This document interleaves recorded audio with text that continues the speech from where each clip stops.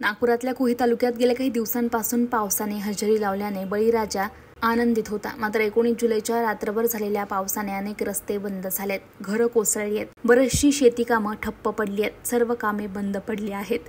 जुने रस्ते बंद पडल्यानं कुही तालुक्यातील नागरिकांना निसर्गाने जणू नजरबंद केल्यासारखंच घडलंय। पाऊस ओसरल्यानंतर कोरडवाहू आणि ओलिताची सोय असलेल्या शेतकऱ्यांची मजुरांसाठी तारांबळ उडाल्याचं चित्र पाहायला मिळत आहे। नागपूर जिल्ह्यासाठी हवामान विभागाने 19 आणि 20 जुलै रोजी ऑरेंज अलर्ट दिलेला आहे। यानुसार नागपुरामध्ये मोठ्या प्रमाणात पाऊस झालेला आहे। कुही तालुक्यात देखील पावसामुळे दाणादाण उडाल्याचं पाहायला मिळत आहे। नागपूर, कुही ते साळवा, साळवा ते मांढळ, देवळी खुर्द ते खुर्सापार, टाकळी, कुजवा असे तालुक्यातील बरेच मार्ग बंद पडलेत। दुसरीकडे सार्वजनिक बांधकाम विभागाच्या आणि कंत्राटदारांचं दुर्लक्षतेमुळे तालुक्यातील देवळी खुर्द ते खुर्सापारा आणि सीडी वर्कमुळे रस्ता बाधित झालाय। त्यामुळे नागरिकांना याचा नाहक त्रास सहन करावा लागतोय। निकृष्ट दर्जाचं रस्त्याचं काम झाल्याने नागरिकांना देखील याचा त्रास सहन करावा लागत आहे। नमस्कार, दैनिक देशोन्नतीमध्ये आपलं स्वागत आहे। आपण आलेलो कुही तालुक्यातील देवळी खुर्द ग्रामपंचायत अंतर्गत देवळी खुर्द ते खुर्सापार टाकळी हा रस्त्याची व सीडी वर्कची निकृष्ट दर्जाचं काम झाल्यामुळे हा छोटासा पाऊस आला की शेतातून जात असते व छोटासा पाऊस आला की हा पाऊस शेतामधून व निकृष्ट दर्जाचं काम या सीडी वर्क झाल्यामुळे आपण शेतकऱ्याची काय व्यथा आहे त्यांची जाणून घेऊया। काय आहे साहेब व्यथा यांची? त्याचं असं आहे की आता 20 तारखेला झालेल्या पावसामध्ये एवढा मोठा पाऊस झाला की साधारण देवळी खुर्दवरून टाकळी या रस्त्यावरती एक सीडीवर पूल बांधला आहे। त्याच्यामध्ये पायल्या टाकल्या आहेत। त्यामध्ये पायल्या नव्हत्या पाहिजे, त्याच्यामध्ये सरळ सीडी वर्क पाहिजे होतं।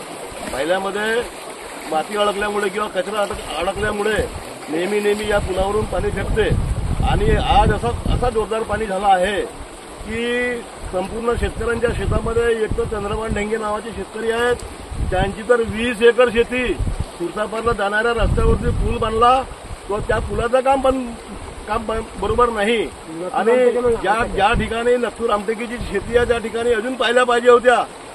सरकारला काम करत असताना शेतकऱ्यांनी सांगितलं, पण त्यांनी सांगितलं की डिझाईनमध्ये जे आहे तेच आम्ही करू, त्याच्यावरचं आम्ही काय करणार नाही। आपण सरकारकडे ओरड दिली पाहिजे, आपण सरकारकडे ओरडले पाहिजे, ओरडल्यावरच दुसऱ्या त्या ठिकाणी पुढे होईल। आणि आजची परिस्थिती अशी झाली, एवढा पाणी आला की त्या गरीब माणसाची 20-25 एकर शेती पाण्याच्या खाली पूर्ण बुडलेली आहे।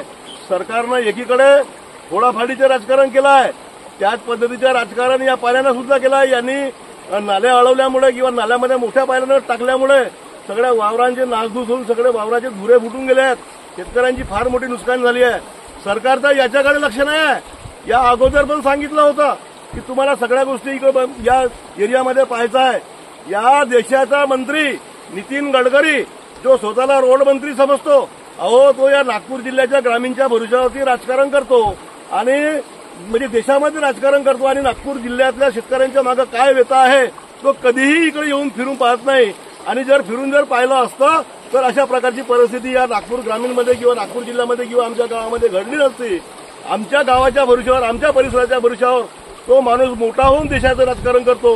मुंबईपासून दिल्लीवरी पुलिया बांधलो म्हणते, रोड बांधलो म्हणते, पण स्वतःच्या घरामध्ये काय तर एवढं मोठं भगदाड पडला आहे की आज नागपूर जिल्ह्याची वाईट परिस्थिती आहे। दुसरी गोष्ट, या राज्याचा जो उपमुख्यमंत्री आहे त्यांनी तो सांगतो की मी हे मंजूर केलं ते मंजूर केलं। अरे स्वतः येऊन कोणी पाहत नाही। त्या शेतकऱ्यावर जेव्हा घडते ना त्याला शेताच्या पैशामधून म्हणजे बँकेचे पैसे सुद्धा देता येत नाही, अशी दरवर्षीची परिस्थिती असते। वारंवार सांगूनही या लोकांचे या ठिकाणी लक्ष नाही आहे। शेतकऱ्यांची फार मोठी नुकसान झाली आहे, शेतकरी संकटात सापडला आहे। या शेतकऱ्याला म्हणजे 80% ते 90% शेतकरी संकटात सापडला आहे। या शेतकऱ्याला तातडीनं सरकारकडून मदत केली पाहिजे, हीच आमची गावकऱ्यांची सगळ्यांची इच्छा आहे।